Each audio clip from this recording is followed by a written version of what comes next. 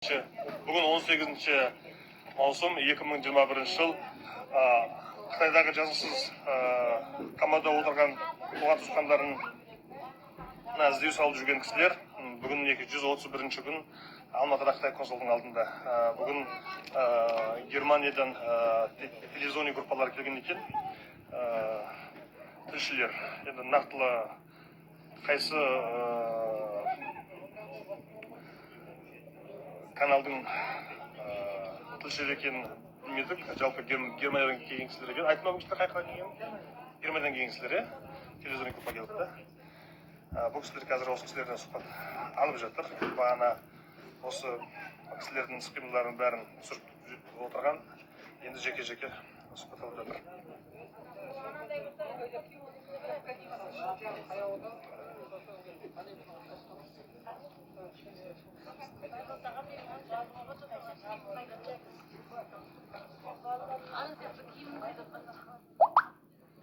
Кімнен алдым мен оны?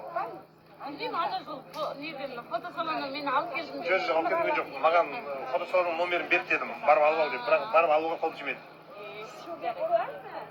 Емне болады ғой осынан.